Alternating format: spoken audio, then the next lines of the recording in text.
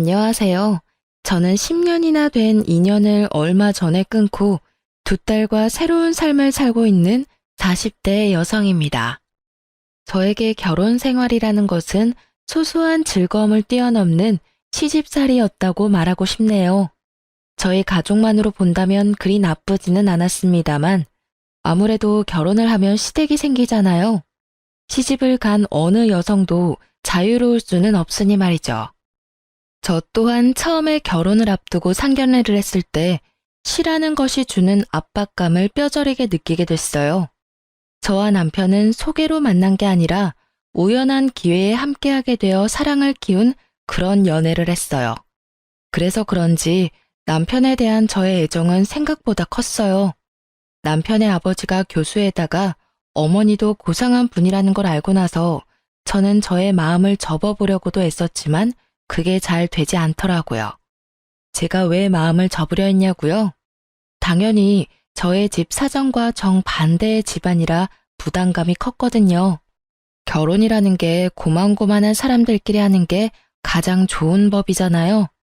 저희는 남편 집과는 다르게 그다지 잘 사는 집이 아니었어요. 아버지는 많이 배우지는 못하셨지만 건축업을 하며 저희를 먹여 살렸고 어머니도 항상 일거리를 찾아서 돈을 벌어야만 했던 가정이에요. 저는 제 부모님에 대해 애정을 갖고 자부심을 가지고 있어요. 그렇지만 서로의 조건이 이만큼 다르면 당연히 남편 집안에서 반대를 할 거라고 생각했어요. 그런데 저희 집에서도 반대를 하더군요. 너무 환경이 다른 집에 가면 너만 고생할 뿐이라고 아버지가 어찌나 말리시던지. 어머니는 눈치 보더라도 돈 걱정 안 하며 사는 게 제일이라고 하셨지만 아버지는 딸이 눈칫밥 먹으며 사는 게 싫으셨나 봐요. 교양 있는 분들이라 그러지 않을 거라 우스갯소리로 말했는데 웬걸? 교양 있는 사람이 더 심하게 눈칫밥을 줄 줄이야. 그때는 미처 몰랐답니다. 결국은 남편의 설득으로 시댁에 한번 가보게 되었어요. 상견례라던가 그런 건 아니었고 한번 갔다가 저를 탐탁치 않아 하면 그만두자 하고 생각했던 거였어요. 그렇게 시댁에 갔는데 두 분 다 의외로 호의적인 느낌이었어요. 시부는 깐깐하게 보였지만 교수님답게 옳고 그름에 민감한 분이었고 시모는 고상한 사모님처럼 보였지만 할 말은 다 하는 타입이었어요. 그리고 결혼 후에 시모가 교양 있는 말투로 독서를 한다는 걸 잘 알게 됐고요. 그때 시모는 제게 결혼을 하고 싶으면 한 가지 조건만 허락하면 된다고 하셨어요. 그건 바로 시모의 시모, 즉 시조모를 제가 맡아줬으면 한다는 거였어요. 물론 이게 같이 살면서 돌보라는 거였다면 저도 허락을 안 했겠지만 당시의 시조모는 작고 왜소한 분으로 본인 앞가림은 다 할 줄 아시는 분이셨어요. 그리고 혼자서 좋은 집에서 잘 살고 계셨고요. 대신 시조모가 부를 때는 무조건 가야 한다는 게 조건이었어요. 처음에는 망설였는데 시부가 한마디 거들더라고요. 시조모를 돌본다면 시부모인 자기들은 모실 필요 없다고요. 그리고 시조모를 모시며 결혼하면 신혼집을 마련해 주겠다고 하셨어요. 그 이야기에 저는 마음이 확 기울었어요. 나쁘지 않은 이야기라고 생각했어요. 아무래도 없는 집에서 자란 제게 자가라는 건 상상만으로도 달콤한 것이었으니까요. 그래서 저는 그 일을 맞는 조건으로 결혼을 할 수 있게 되었죠. 그런데 문제는 시모를 모시지 않는다고 하여 시집살이에서 자유로울 수는 없다는 점이었어요. 제가 그 부분을 놓친 거였죠. 저는 결혼 후 첫째 딸을 낳고 그럭저럭 괜찮은 시간들을 보내고 있었어요. 시모가 말한 시조모를 모시는 일도 그렇게 힘든 일은 아니었어요. 오히려 시조모의 성품이 저와 잘 맞아서인지 둘이서 대화를 하는 게 그렇게 재미있을 수 없더라고요. 저는 애늙은이 같은 면이 있었고 시조모는 젊어 보이는 것에 민감했으니 어찌저찌 잘 맞았던 거였어요. 그래서 제게 시조모 부양은 부양이 아닌 말벗의 느낌에 더 가까웠어요. 처음에는 빠릿하게 집안일을 해나갔다면 이후에는 차츰 시조모께서 그런 일은 아줌마를 부르면 된다며 이야기나 더 하고 가자고 하시더라고요. 결국은 재미있게 이야기를 하고 맛있는 걸 먹는 아주 재미있는 시간이 되었으니 저야 더 바랄 게 없는 상황이었죠. 그렇지만 문제는 시조모님이 아닌 시모에게서 나타났어요. 제가 둘째를 낳았을 무렵이었죠. 첫째가 딸이었기에 시모는 둘째는 꼭 아들을 낳기를 원했어요. 그런데 어디 아이가 원하는 대로 성별을 타고 나오나요? 결국은 둘째도 딸아이였다는 게 문제의 시작이었어요.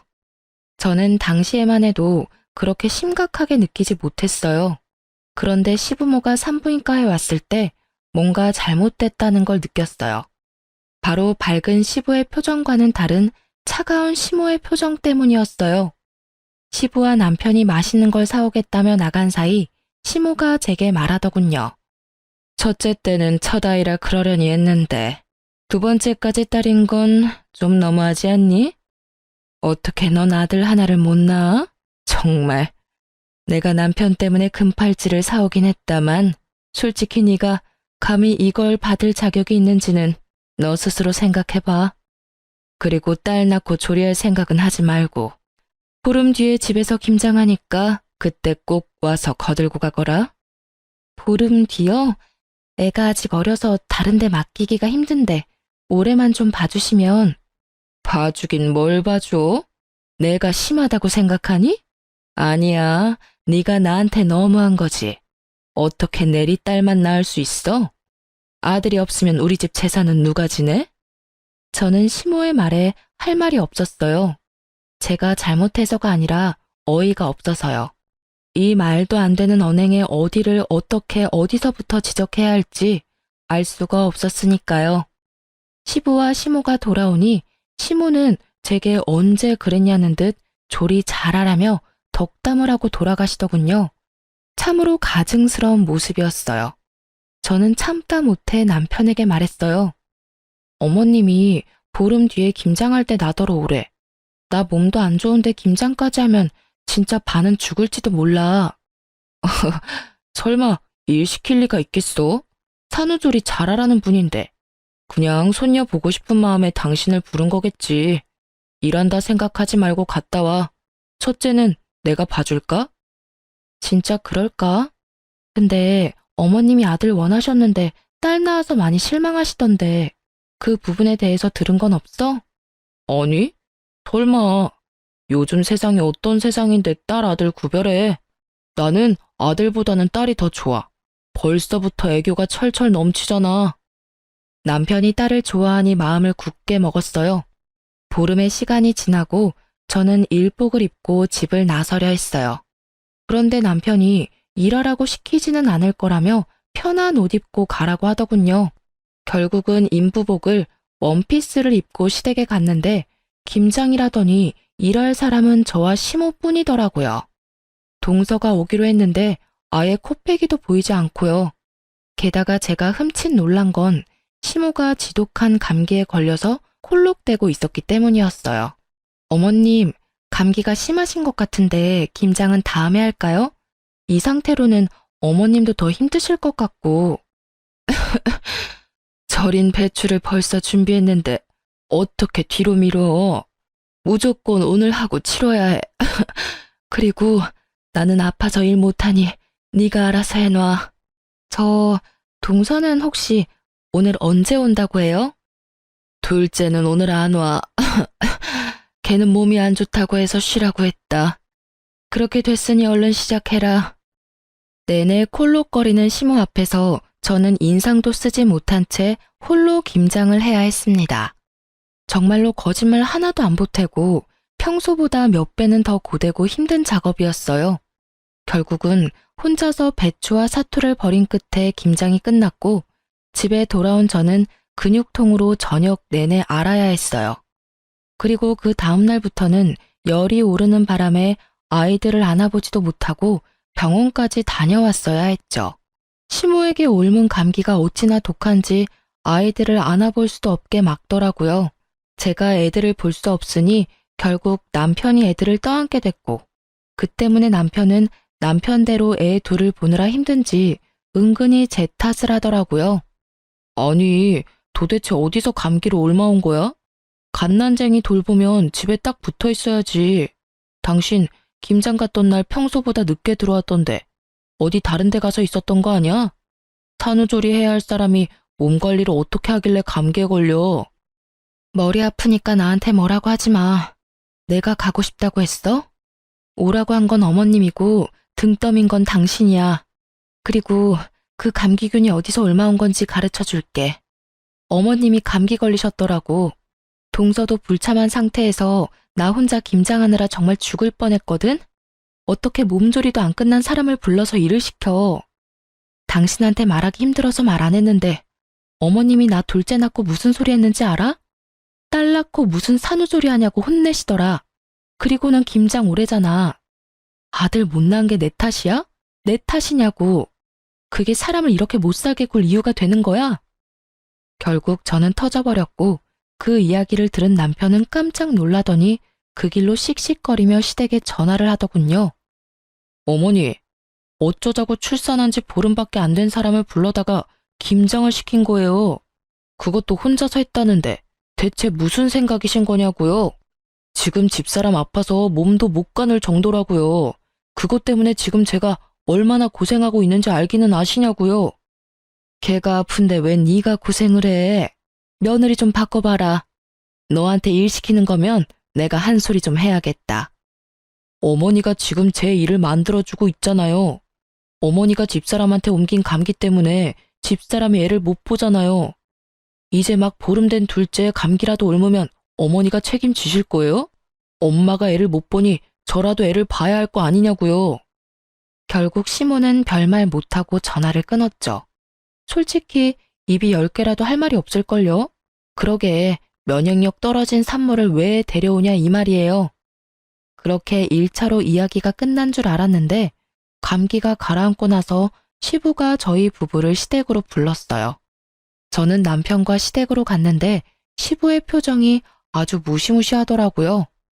그래, 아가, 감기는 다 나았고? 네, 아버님, 이제 감기는 다 나았어요. 그런데 어쩐 일로 부르셨는지. 너 혹시 이번에 김장하러 왔었니? 네, 김장하고 갔는데 혹시 무슨 문제라도 있으셨나요? 그때 제가 너무 경황이 없어서 혹시라도 김치 맛이 이상하다면 죄송합니다. 그랬구나. 역시 너희 시어머니가 너한테 되지도 않는 시집살이나 시킨 거였어. 당신은 그렇게 할 짓이 없어서 며느리 괴롭혀? 어떻게 출산한 지 보름밖에 안 된 며느리를 데려다가 김장을 시켜?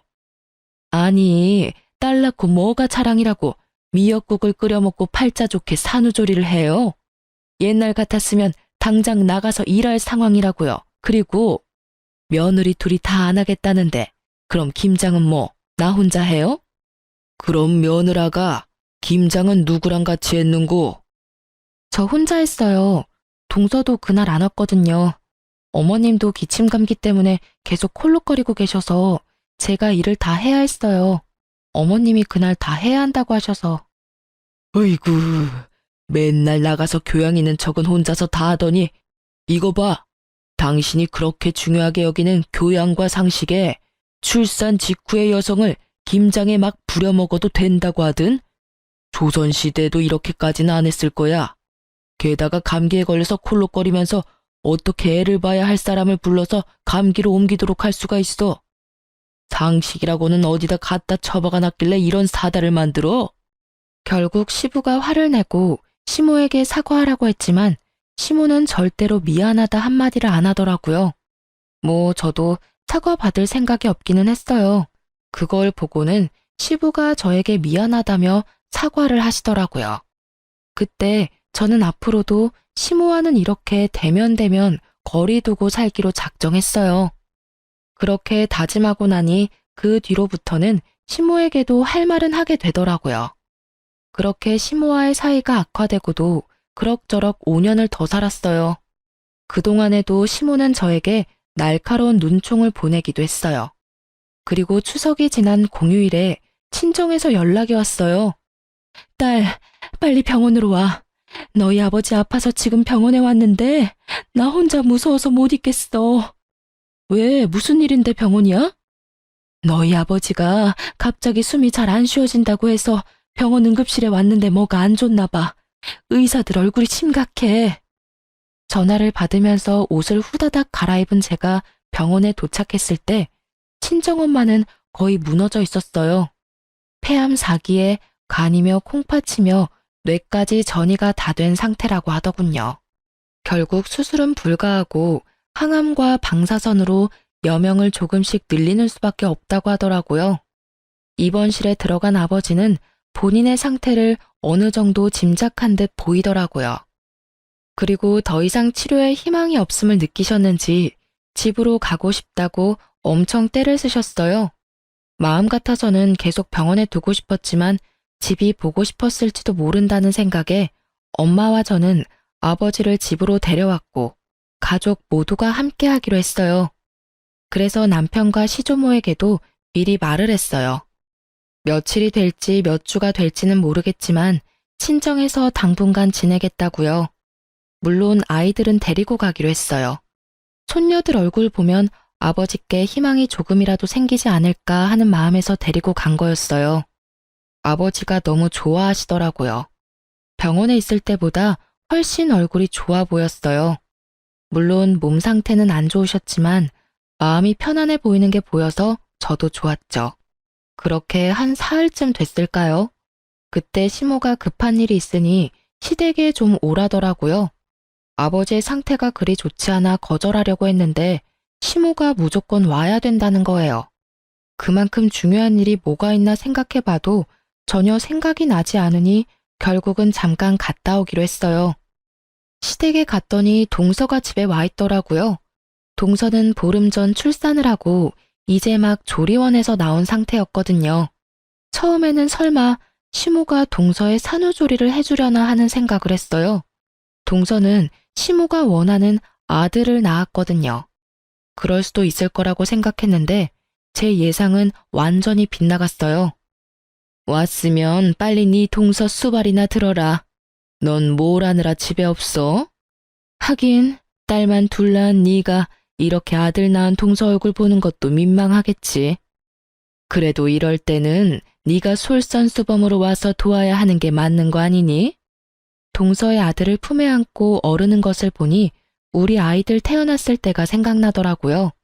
한 번을 안아준 적이 없으면서 손주는 아주 끼고 도는 모습을 보니 참으로 어이가 없더라고요. 제가 아무 말도 없이 미동도 없이 시모만 쳐다보고 있으니 뭐 하냐는 식으로 제게 말하더라고요. 뭐해? 설마 싫은 거야? 그럼 너도 아들을 낳았어야지. 아들도 못 낳은 네가 이 집에서 이 정도도 못하면 안 되지. 뭐라도 도움이 될 생각을 좀 해. 하기 싫은 티 내지 말고. 도대체 뭐가 문제인지. 우리 집 장손에 문제가 있는 건 아닐 거고 밭이 좋지 않은 거지. 그래도 둘째가 이리 아들을 척하니 안겨주니 얼마나 좋아? 시모는 이미 저와 이야기를 할 상황이 아니더군요. 저는 고개를 흔들며 동서를 봤어요. 설마 동서도 이 어이없는 연극 같은 일에 동조한 건 아니지 않을까 했는데 제 예상이 빗나갔더라고요. 동서는 침대에 누워서 저한테 말하더라고요. 죄송해요, 형님. 그런데 물 좀 가져다 주시면 안 될까요? 몸이 엄청 안 좋네요. 그리고 저 먹고 싶은 거 있는데 잡채랑 갈비찜 좀 만들어 주시면 안 돼요?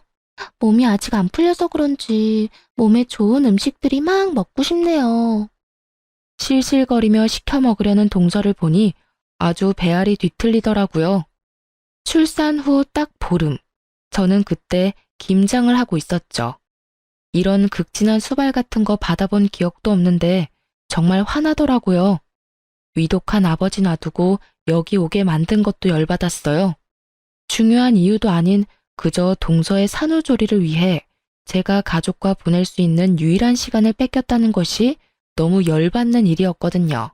결국 이런 말도 안 되는 일에 제 입에서도 고운 말이 나오지는 않더라고요. 어머님, 제가 딸만 낳아서 미운 건 아시겠는데 때를 좀 가려서 이런 일 시키세요. 제가 분명히 아버지 위독하셔서 아버지 곁에 있어야 된다고 말씀을 드렸는데 이렇게 부르는 건 상식 밖의 일 아닌가요? 그리고 아들이 그렇게 좋아서 동서 수발 들고 싶으면 어머님 본인이 하세요. 왜 저한테 그런 일을 시키세요? 게다가 요즘에 도우미도 부를 수 있는데 일부러 저한테 시키는 것 자체가 저를 괴롭히려는 것으로밖에 안 보인다고요. 아시겠어요? 그리고 동서도 이러는 거 아니지. 내가 손윗 사람인데 아주 턱짓으로 사람을 부려먹으려고 해. 물 먹고 싶으면 알아서 가져와서 먹어. 손이 없어 발이 없어. 이런 일로 저 부르지 마세요. 아니 뭐 저런, 네가 뭐가 바빠서 이런 일도 못 도와줘? 그럼 늙은 내가 며느리 수발 들어야 되니? 어머님이 여기에 동서 불렀을 거 아니에요. 그럼 어머님이 책임지셔야지.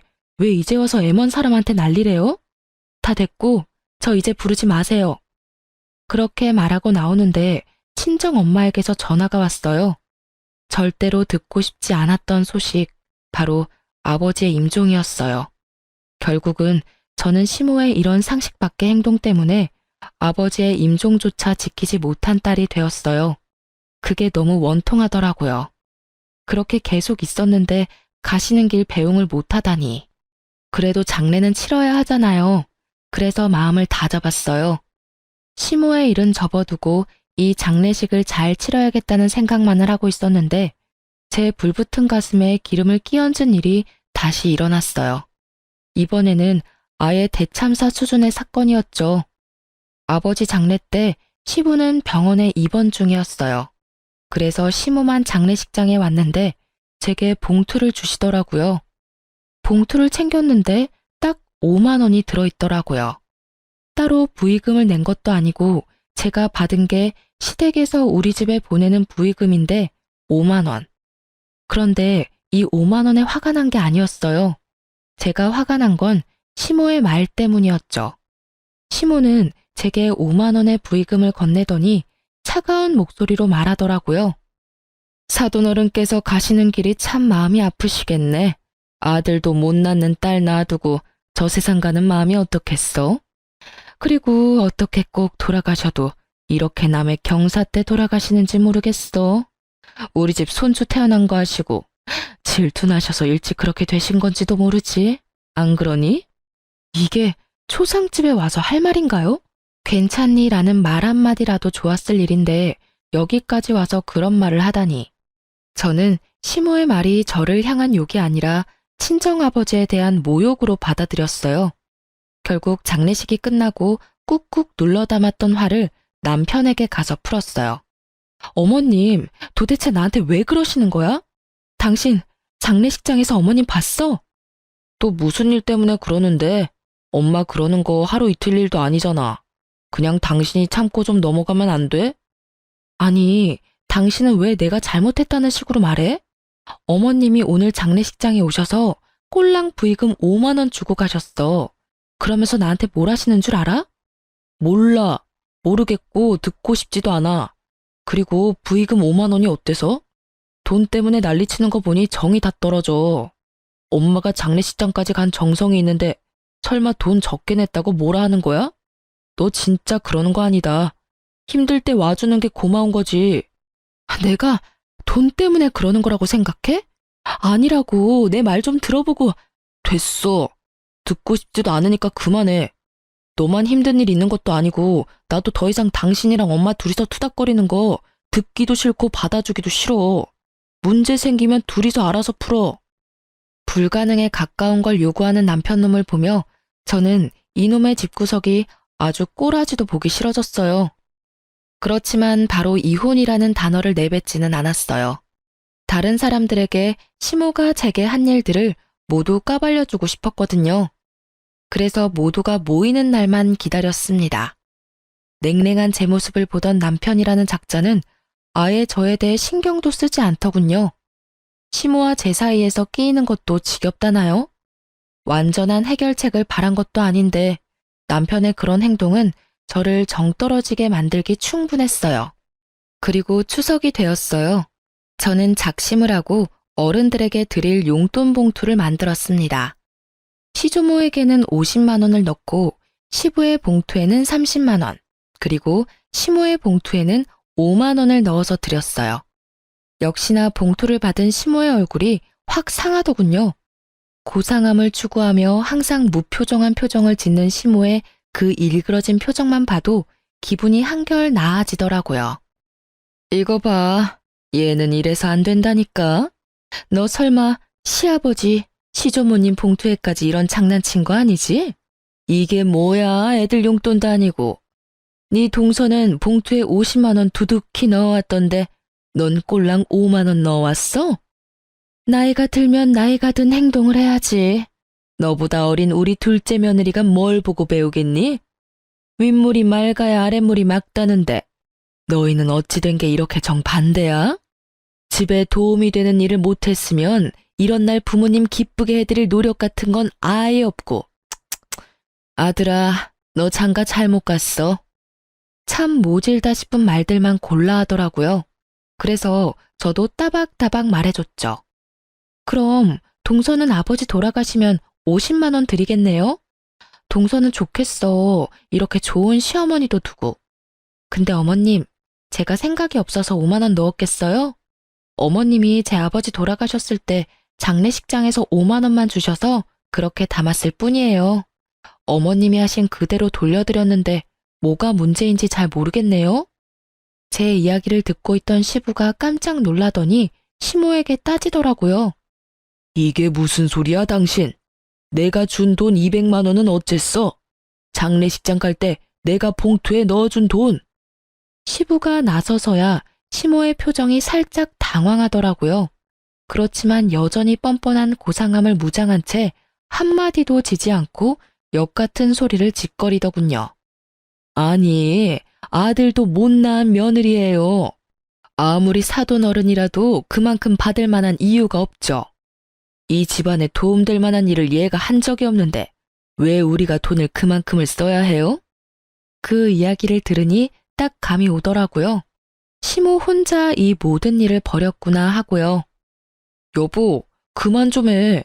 장례식장에서 5만 원 받은 일로 아직까지 꽁에 있는 거야? 내가 제발 좀 이해하고 넘어가자고 했잖아. 어머니 옛날 사람이고 아들 좋아하는 거 이미 잘 알고 있는데 새삼스레 왜 이제 와서 이러는데. 제발 조용히 좀 살자, 어? 그냥 장례식장 와주신 거에 의미를 두라고. 돈 같은 거에 연연하지 말고. 살면서 그 돈보다 더 많이 받을 수도 있잖아. 남편 놈은 시모 말을 듣고도 제 엄마 두둔하기 바쁘더라고요. 딸을 좋아하지만 엄마도 포기 못하는 거겠죠. 참 효자예요. 그걸 보는 저는 우라통이 터지지만요. 5만 원 받아도 상관없었어. 그런데 돌아가신 고인에게만큼은 예의를 다해야 됐던 거 아니야? 어떻게 장례식장에 와서는 딸한테 아버지를 욕보일 수가 있어. 도대체 무슨 생각으로 그런 말 하셨어요? 말해보세요. 아들도 못 낳는 딸 놔두고 가는 아버지 심정 운운할 때 도대체 무슨 생각을 하셨냐고요. 저는요, 당신 때문에 저희 아버지 임종도 못 지켰어요. 그 잘난 아들 낳은 동서 산후조리 수발 들라며 저 불러냈을 때 저희 아버지 돌아가셨거든요. 이러니 제 가슴에 못이 박히지. 아버지 마지막도 못 본 저한테 장례식장에서까지 그런 말씀 하셨어야 했어요? 그건 저를 욕보인 게 아니라 저희 친정 아버지를 욕보인 거라고요. 악에 받쳐 말하는 제 말에 시부의 얼굴이 터질 것처럼 벌겋게 달아오르더라고요. 뭐? 아니 이 옆에 내가 정신이 나갔어? 어디 장례식장에서 그런 막말을 하고 와? 그리고 임종 지키러 간 며느리를 왜 다시 불렀어? 그딴 쓸데없는 이유로. 내가 부끄러워서 고개를 들고 다닐 수가 없어. 다른 사람도 아니고 사돈 장례식장에서 그런 미친 짓을 하고 온 게 내 마누라라니. 그렇게 고상하고 상식을 찾고 돌아다니더니 이거 봐, 아주 단단히 미쳤네. 인간이 어떻게 인간의 탈을 쓰고 사돈 장례식장에 가서 그런 말도 안 되는 말을 내뱉고 와. 당신 도대체 뭐 때문에 이러는 거야? 시부의 호통 소리에 집안이 조용해졌어요. 그리고 남편놈의 얼굴도 당황한 표정이 역력했죠. 제 말을 들으려고 하지도 않는 바람에 시모가 제게 그런 말을 했던 걸 지금 알게 됐으니까요. 당신은 그 중요한 이야기를 왜 지금 해? 미리 말했으면 내가 잘 알아서. 듣고 싶지 않다며, 알아서 잘 좀 하라며. 이제 둘 사이 신경 안 쓰겠다고 한 사람이 누군지 알아? 내가 왜 말을 안 했겠어? 말하려고 했는데 당신이 안 들은 거잖아. 나는 당신한테 이미 정이 다 떨어졌어.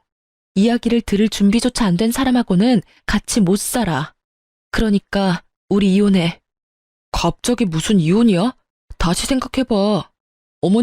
어머니도 빨리 사과하세요. 이건 아무리 봐도 어머니가 잘못하신 거예요. 장례식장에서 왜 그런 소리를 하신 거예요? 남편 놈이 그제야 뒤늦게 시모를 닥달했지만 시모는 눈도 깜빡하지 않더라고요. 이 와중에 동서는 두 눈 동그랗게 뜨고 구경만 하고 있고요. 조만간 둘 다 눈 돌아갈 일들이 생길 텐데 말이죠. 그때 시모가 차분하게 한마디 하더군요. 이혼해. 너는 뭘 그렇게 잘했다고 이렇게 당당하게 굴어? 아들도 못난 너 같은 건 이 집안에 필요 없어. 그리고 시어머니 못난 점 남들한테 다 까발리는 나쁜 며느리도 나는 필요 없다. 그러니 헤어져. 네, 못할 건 없죠. 저도 남의 아버지 장례식장에 와서 아버지랑 그 딸한테 나란히 모욕을 준 사람을 제 시어머니로 모시고 싶지 않으니까요.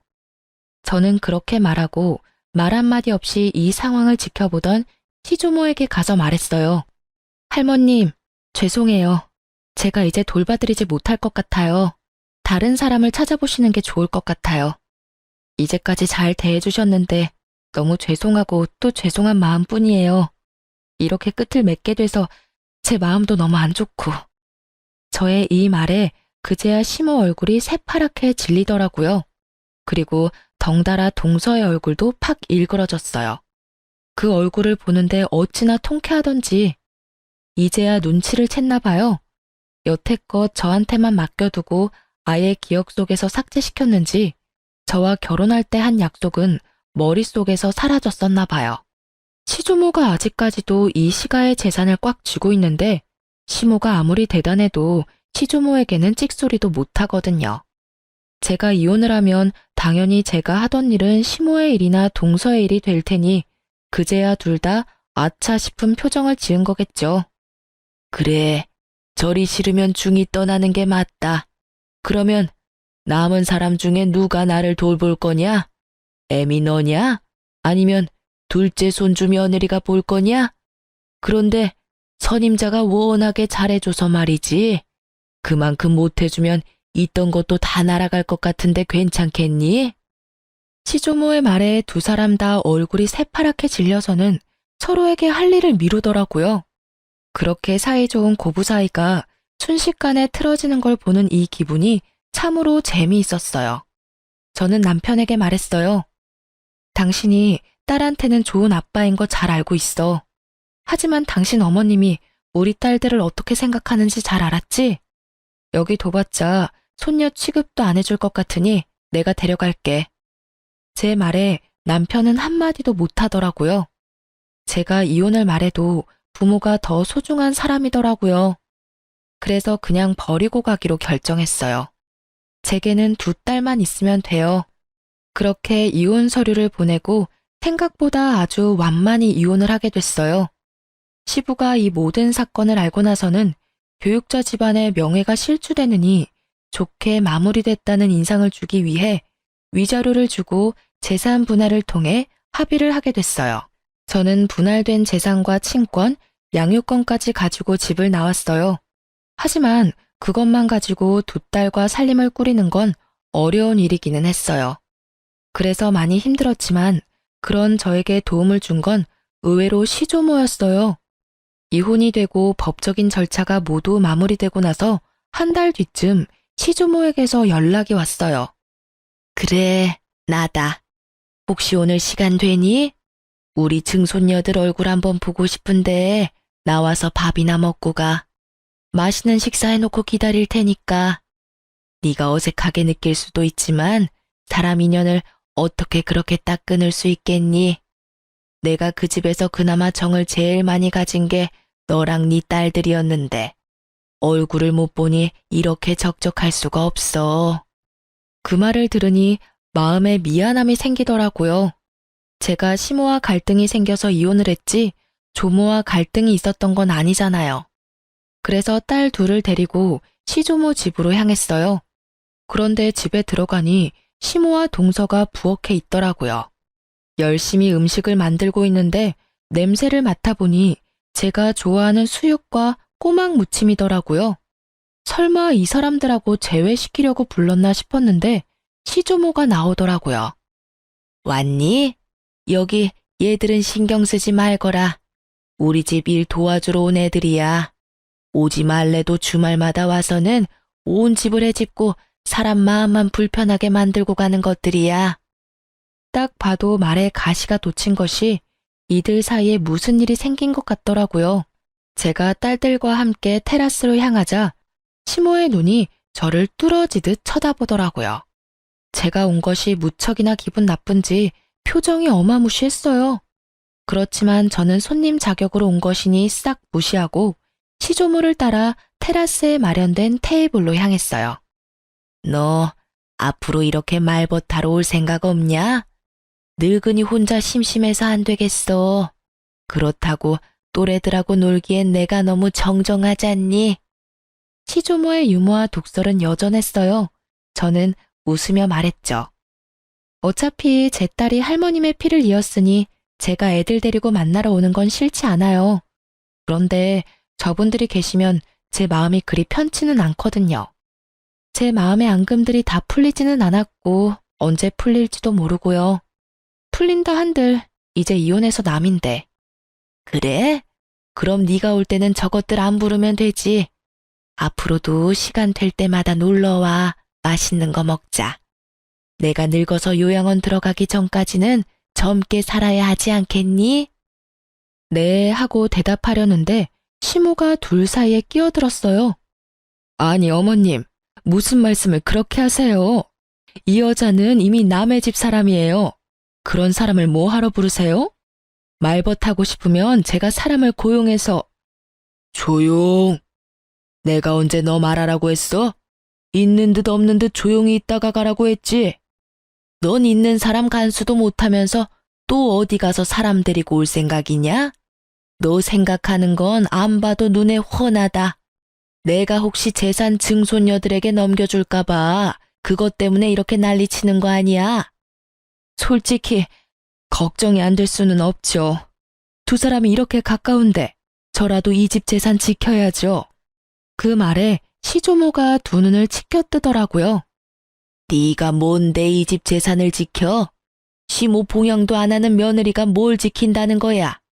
막말로 너 얘 결혼시킬 때도 네가 날 부양하기 싫으니까 며느리 앞세워서 나 부양하도록 시킨 거 아니냐? 그러면 재산이 가더라도 네 며느리한테 가야지 왜 너한테 재산을 줘? 10년을 넘게 내 말벗을 한 손주 며느리를 그런 식으로 사람 취급도 안 하고 내쫓아가지고 일을 복잡하게 만든 건 너다. 어머니, 정말로 이 집 재산 이쪽에 나눠주실 거예요? 그런 법이 어디 있어요? 이제 법적으로 완전 남인데. 완전 남이 어디 있어? 내 피가 이어진 내 손주들이야. 피가 이어지지 않은 건 너겠지. 이 집 재산이 네 거라고 착각하나 본데 아직까지는 내 명의로 된 재산이야. 내 재산 내가 알아서 쓴다는데 네가 뭔 상관이야? 시조모의 말에 시모의 표정이 뾰루통하게 변했어요. 대꾸하고 싶은 눈치였는데 더 큰 불호령이 떨어질까 참는 것 같았어요. 둘 다 하기 싫은 거 억지로 하는 얼굴로 와서는 일도 제대로 안 하고 집만 어지르고 가는 거 내 모를 줄 알았냐?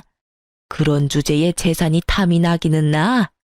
재산 가져갈 생각이면 간쓸게 다 빼다 줄 것처럼 살랑거려도 모자랄 판에 낯짝 뻔뻔하게 들고는 너희들 일 전부 직원들한테 시키는 거 내가 봐서 다 알아. 둘째 손부는 10년의 정이 있고 증손녀들도 아주 내 마음에 쏙 들게 컸으니 재산을 물려주지 않을 이유도 없어. 부양하러 온 주제에 사람 불편하게 만드는 너희보다는 훨씬 가족 같은 게 둘째 손부야. 시조모는 그렇게 말하고 통장과 도장을 하나 꺼내더라고요. 이혼 전에 주려고 했던 건데 지금 주게 되는구나. 자, 여기 얼마 안 되지만 6천만 원이다. 네가 나를 모시러 온 그달부터 꼬박꼬박 50만 원씩 넣었어. 내가 주는 선물이고 그게 불편하면 퇴직금이라고 생각해라. 그간 고생 많이 했다. 어머님, 그걸 왜 생판 남한테 주시냐고요? 이혼하면서 위자료며 재산 분할로 다 가져갔어요.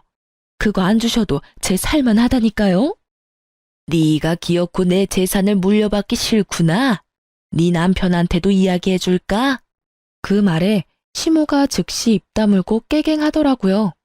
저는 시조모의 선의를 좋은 마음으로 받아들였고 그 돈과 위자료, 재산 분할로 받은 돈으로 지방의 작은 아파트를 구할 수 있었어요. 그 뒤로도 시조모와는 좋은 관계로 잘 지내고 있어요. 그러나 시모와 동서는 결국 조모의 화를 피하지 못한 듯 하더라고요. 시조모가 지나가는 말로 슬쩍 이야기하시더라고요. 얼마 전에 유언장을 썼는데 쓸데없는 이름 2개를 지워버렸어. 내 평생 돈이라고는 들고 나가는 게 제멋대로라.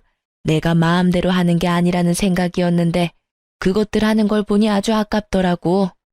그래서 빼버렸지. 그랬더니 아들놈이 지 마누라를 잡는데 아주 배꼽 잡고 웃었구나. 고상한 척 아주 혼자 온 집안을 들쑤시고 다니더니 결국은 남편한테까지 버림받을까봐 요새는 설설 겨.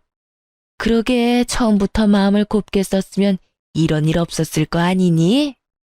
그 말을 들어보니 결국은 시부에게도 미움받게 되고 동서도 시모의 그런 모습을 보고는 노선을 갈아탄 듯 보였어요. 그 이야기를 들으니 이상하게도 마음이 좀 후련해지더라고요. 제 마음속에 그만큼 상처가 됐었나 봐요. 하긴 장례식장에서 그런 일을 겪을 줄 누가 상상이나 했겠어요? 2 딸들은 시모가 자기들을 홀대한 걸 기억하고 있어서인지 제 이혼도 잘 받아들여 주었어요. 전 남편은 아이들을 좋아해서 자주 만나러 와요. 그러면서 매번 재결합을 말하더라고요. 그 사람도 사람인지라 저와 재결합하면 할머니가 자기에게 재산을 많이 물려줄 거라 생각했나 봐요. 저는 그런 총극에 어울려줄 생각도 없고 무엇보다 그런 큰일에 언제나 부혜자처럼 한 발 물러서 있던 전 남편을 용서할 생각도 없어요. 제가 시모와 사이가 나빠진 건 시모의 행동과 언행에도 문제가 있었지만 전 남편이 적절히 중간에서 중재를 해주지 않았다는 것도 크다고 생각하거든요.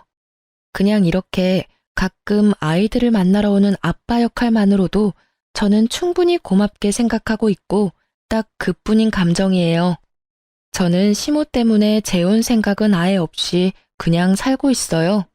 이렇게 간섭받지 않고 자유롭게 사는 게 더 재미있기도 하고 힘든 일도 분명히 많지만 그것을 모두 덮을 만큼 마음이 개운한 것도 있어요.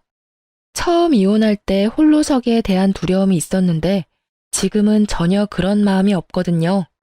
글을 쓰다 보니 한없이 길어졌지만 제가 하고 싶은 이야기는 다 쓴 것 같아요. 제 이야기에 같이 욕해주시는 분도 계실 거고 안타까워할 분들도 계실 거예요. 그렇지만 저는 지금 그 어느 때보다도 즐거운 하루를 보내고 있어요. 모두들 저처럼 홀가분하고 행복한 하루를 보내시길 바래요. 글 읽어주셔서 감사합니다.